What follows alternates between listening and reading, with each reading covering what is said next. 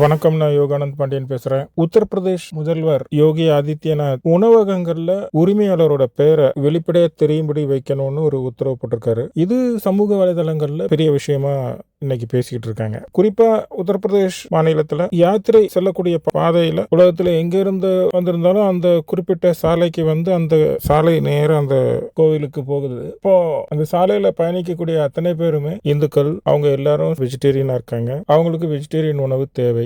ஆனா அந்த சாலைகள்ல பெரும்பாலும் முஸ்லிம்கள் உணவகம் நடத்துறாங்க. குறிப்பா முஸ்லிம்கள் அதிகமாக உணவகம் நடத்துறாங்க. அப்போ இந்துக்களுக்கு ஒரு சாய்ஸ் இருக்கு. இந்த மாதிரி நாம அசைவ உணவு சமையல் பண்ற இடத்துல சாப்பிட வேண்டாம், சைவ உணவகத்தில் போய் சாப்பிடலான்னு. இப்போ அவங்க போர்டு பார்த்துட்டே வராங்க. பார்த்தா எல்லாம் சைவ உணவகம் போர்டு வச்சிருக்கு, இந்துக்களோட பேர் வச்சிருக்கு. உள்ளே போய் சாப்பிட போகும்போது தான் அவங்களுக்கு தெரிய வருது, இது ஒரு முஸ்லீம் ஹோட்டல். அவங்களுக்கு இந்த ஹோட்டலுக்கு வந்திருக்க கூடாது. இப்போ வெளியூர்லேருந்து வரக்கூடியவங்களுக்கு போர்டில் இந்து பேர் போட்டிருந்துச்சு, உள்ளே வந்தால் முஸ்லீம் ஹோட்டலாக இருக்குது. இப்போ இது ஒரு ஏமாற்று வேலை.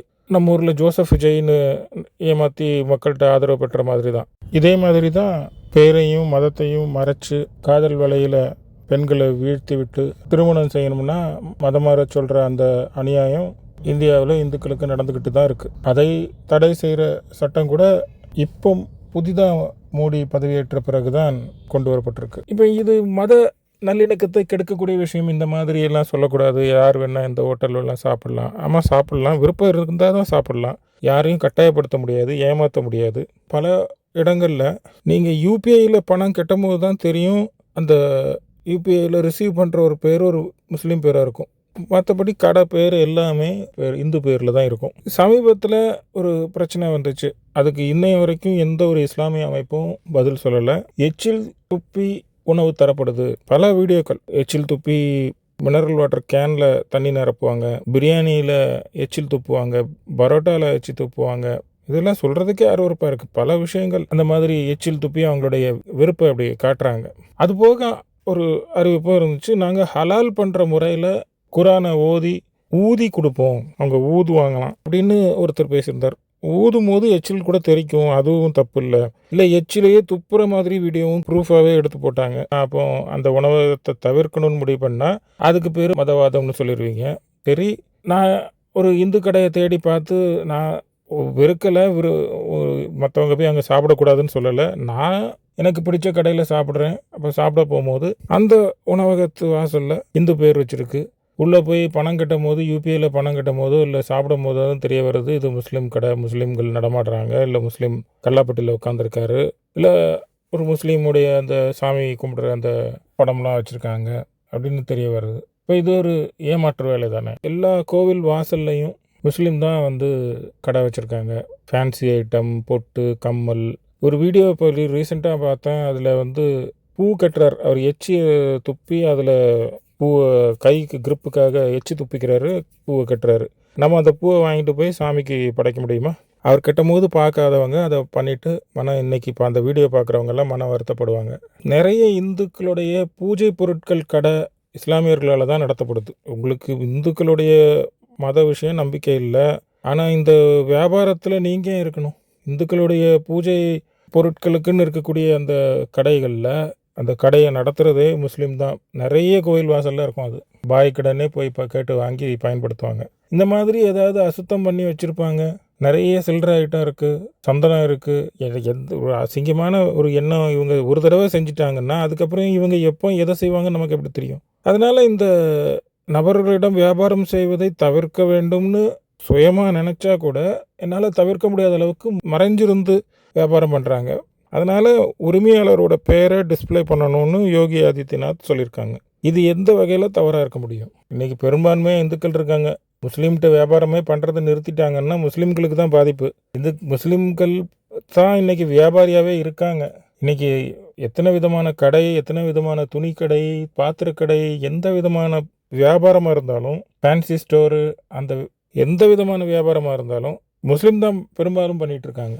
இந்துக்கள் அவங்க கூட போட்டி போட முடியாமல் இருக்கக்கூடிய சூழ்நிலை தான் இருக்குது. இன்றைக்கி இம்போர்ட் எக்ஸ்போர்ட் பிஸ்னஸ் யார் பண்ணுறா இந்த நாட்டில்? இந்த நாட்டில் இம்போர்ட் எக்ஸ்போர்ட் பிஸ்னஸை பொறுத்த வரைக்கும் ஃப்ரைட் ஃபார்வர்டு ஏஜென்ட்டுன்னு ஒருத்தர்கிட்ட போகாமல் நீங்கள் எந்த ஒரு பொருளையும் எக்ஸ்போர்ட் பண்ண முடியாது. இன்றைக்கி எங்கே போய் என்ன படிக்கிறாங்க தெரியாது. அந்த ஃப்ரைட் ஃபார்வர்டு ஏஜென்ட் எல்லாமே ஒரு முஸ்லீமாக தான் இருப்பாங்க. உங்களுடைய வியாபார ரகசியம்லாம் அவன்கிட்ட காமிச்சு தான் ஆகணும். நான் இவருக்கு ஏற்றுமதி பண்ணுறேன், இந்த பொருளை ஏற்றுமதி பண்ணுறேன்னு. அவர் அந்த ரகசியத்தை அவர் சமூகத்தில் உள்ள நபர் இன்னொரு எக்ஸ்போர்ட் பண்ணக்கூடிய நபருக்கு கூட அதை ஷேர் பண்ணி அவங்க அந்த ஆர்டரை எடுத்து மறுபடியும் நடத்துகிறாங்க. இந்துக்களிடையே ஒத்துமை கிடையாது. கோவில் பிரச்சனைக்கே இந்துக்கள் ஒத்துமையாக இல்லை. இந்த இம்போர்ட் எக்ஸ்போர்ட் பிரச்சனைக்கே இந்துக்கள் ஒத்துமையாக இருக்க போகிறாங்க. பெரும்பாலான இம்போர்ட் எக்ஸ்போர்ட் முஸ்லீம் பண்ணுறாங்கன்னா இதுதான் காரணம். ஃப்ரைட் ஃபார்வர்டு ஏஜென்ட்டு இருந்து அந்த டீட்டெயிலை எடுத்துடுறாங்க. இன்னொரு முஸ்லீம் நபர் அந்த போட்டை பண்ணுறாரு. இதே தன்னுடைய துறை சார்ந்த இன்னொரு இந்துவை இந்துக்கு தெரியாது, இன்னொரு வியாபாரியே இந்துக்கு தெரியாது. நம்ம இருந்தாலும் அவரும் இவரும் ஒரு போட்டி பொறாமையில் தான் இருப்பார். ஆனால் வேற ஒருத்தன் சாப்பிடக்கூடாது, வேற ஒருத்தன் சம்பாதிக்கக்கூடாது, இந்துக்கள் அந்த வியாபாரம் போயிடக்கூடாது, முஸ்லீம் தான் சம்பாதிக்கணுன்ற அந்த எண்ணம், மத உணர்வு இதெல்லாம் முஸ்லீம்கிட்ட தான் இருக்குது, இந்துக்கள்கிட்ட இல்லை. இந்துக்கள்கிட்ட ஒத்துமையே இல்லை. இந்த சூழ்நிலையில் யோகி ஆதித்யநாத் கொடுத்த அந்த ஒரு சின்ன ஒரு அறிவிப்பு, வியாபாரம் செய்யக்கூடிய நபர் உரிமையாளர் பெயரை வெளிப்படையாக தெரியும்படி வைக்கணும்னு சொல்லியிருக்காரு. இதில் என்ன தப்பு இருக்க முடியும்? அவர் ஒரு மதத்தை குறிப்பிடலை, இந்துவாக இருந்தாலும் உரிமையாளர் பெயரை வெளிப்படையாக தெரியும்படி வைக்கணும். அப்போ முஸ்லீமுக்கு தான் அந்த பிரச்சனை இருக்குது அப்படின்னா முஸ்லீம் தப்பு பண்ணுறீங்க தானே அர்த்தம். இந்துக்கள்கிட்ட இருந்து ஏமாற்றி இந்துக்கள்கிட்ட இருந்து இந்த நாட்டில் பாதியை பிரித்து பாகிஸ்தான் வாங்கிட்டு போயாச்சு. மிச்சம் உள்ளே இருந்துக்கிட்டு இந்த மாதிரி பெருச்சாலி மாதிரி குடஞ்சிக்கிட்டே இருந்தால் அதை தவிர்க்கும் விதமாக நாங்கள் ஒதுங்கி போகிறதுக்காக சில சட்டங்களை போட்டால் அதை பெரிய விஷயமாக பேசிக்கிட்டு இருக்காங்க. இது என்ன சட்டம், எதுக்கு போட்டாங்க, இது எதுவுமே புரியாமல் சில இந்துக்களும் அதில் போயிட்டு கமெண்ட் போட்டுட்டு இருப்பாங்க. இந்து பேரில் இருக்கக்கூடிய முஸ்லீம்களும் இன்றைக்கி சமூக வலைதளங்களில் நிறைய இருக்காங்க. அவங்க முஸ்லீம் பேர் ஆனால் சமூக வலைத்தளத்தில் ஒரு இந்து பேரை வச்சுருப்பான், ராமர் படத்தை வச்சுருப்பான். வச்சுட்டு ஏதோ நல்லவன் மாதிரி இந்துக்கள் முஸ்லீமை ஒதுக்கக்கூடாதுன்னு முஸ்லீமுக்கு ஆதரவான கருத்துக்களை வெளியிடுறது, இந்த மாதிரியான போர்ச்சரி வேலை, திருட்டுத்தனம் எல்லாம் செய்கிறது ரொம்ப காலத்துக்கு நீடிக்காது. வாய்மையே வெல்லும்னு இந்திய நாட்டுக்கு ஸ்லோகனாக ஏன் வச்சாங்கன்னா, எப்படி எது நடந்தாலும் உண்மைங்கிறது ஜெயித்து தான் ஆகும். நான் இப்போ கூட உங்களை யாரும் முஸ்லீம் கடையில் சாப்பிடாதங்க, முஸ்லீமுடைய கடையில் வியாபாரம் பண்ணாதீங்கன்னெலாம் சொல்ல வரல. இதெல்லாம் நாட்டில் நடக்குது, தெரிஞ்சுக்கோங்கன்னு தான் சொல்ல வரேன். உங்களுடைய சாய்ஸ் கரெக்டாக இருக்குதான்னு பார்த்துக்கோங்கன்னு தான் சொல்ல வரேன். நீங்கள் 100 கோடி இந்துக்களை 15 நிமிஷத்தில் என்னால் கொல்ல முடியும்னு ஓவைசி பேசும்போது இந்துக்கள் அதுக்கு எதிர்த்து எந்த நடவடிக்கையும் எடுக்கல. எல்லாரும் ஒத்துமையாக இருக்கணுங்கிறது தான் நம்ம கொள்கை. ஆனால் இந்துக்களுடைய வாழ்க்கை முறையில் தலையிடுறத முஸ்லீம்கள் நிறுத்திக்கொள்ளணுங்கிறதும் நம்மளுடைய விருப்பமாக இருக்குது. நீங்கள் உங்கள் மதத்தை ஃபாலோ பண்ணுங்கள், இந்துக்கள் அவங்க மதத்தை ஃபாலோ பண்ணட்டும். இந்து மதத்தை சேர்ந்த யாரையும் கன்வெர்ட் பண்ணவோ லவ்க்கு ஜிஹாத் பண்ணி யாரையும் மதம் மாற்றவோ செய்கிறதில்ல. எங்கள் மதம் பெருசு, எங்கள் மதத்துக்கு மதம் மாறி வாங்க, அந்த மாதிரி ஒரு சிஸ்டமே கிடையாது. ஆனால் இன்றைக்கி ஒரு புள்ளி விவரம் எடுத்து பார்த்தீங்கன்னா இந்த நாட்டில் தினம் தினம் எத்தனை இந்துக்கள் முஸ்லீமாவோ கிறிஸ்டினாவோ மாறிட்டு இருக்காங்கன்னு பாருங்கள். இந்துக்களை எத்தனை பேர் மாறி இந்து மதத்துக்கு வந்துக்கிட்டு இருக்காங்கன்னு பாருங்கள். என்னால் உறுதியாக சொல்ல முடியும், இந்து மதத்துக்கு உள்ள யாராவது ஒருத்தர் வந்திருக்காருன்னா அவருடைய சொந்த விருப்பத்தின் பேரில் வந்திருப்பார். அவரை உள்ளே கொண்டு வர்றதுக்குள்ள சட்டத்திட்டங்களை அவரே தேடி, அவரே கோவிலில் போய் பூஜைகள்லாம் பண்ணி அவர் தனி மனிதனாக தான் செஞ்சுருப்பார். தவிர இதுக்கு பின்னாடி எந்த இயக்கமோ இந்து மக்களுடைய ஒரு ஒட்டுமொத்த பின்னணியோ இருக்கவே செய்யாது. ஆனால் மற்ற மதங்களில் என்ன நடக்குது? ஒவ்வொரு கிறிஸ்டியனும் யார்கிட்டையாவது பேசுகிறாரு, ஒவ்வொரு முஸ்லீமும் அவருடைய வேலை எங்கே செய்ய முடியுமோ அவர் இந்து மதத்துக்கு எதிராக வேலை செய்கிறாங்க. இங்கே அட்டாக் செய்யப்படுவதே இந்து மதம் மட்டும்தான். அதுதானே பிரச்சனையாக இருக்குது. இப்போ இதையெல்லாம் நம்ம தட்டி கேட்டால் மதவாதி, தேசியவாதம் பேசுகிறீங்க, சங்கி அப்படின்லாம் பேசுவாங்க.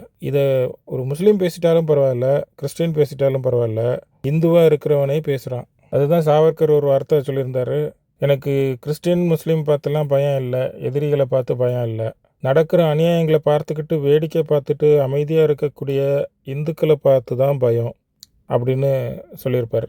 அந்த மாதிரி தவறு நடக்கும்போது அதை கேள்வி கேட்காத கண்டுக்காத நபர்கள் இருக்கும்போது தவறுகள் நடக்க தான் செய்யும். எப்படினாலும் உங்கள் கண்ணுக்கு படாமல் எந்த தவறும் இந்த நாட்டில் நடக்க போகிறதே இல்லை. நீங்கள் உங்கள் கண் எதிரில் அந்த சம்பவம் நடக்கும்போது என்ன செஞ்சீங்க அப்படிங்கிறது தான் கேள்வி. தொடர்ந்து பேசுவோம். நன்றி, வணக்கம்.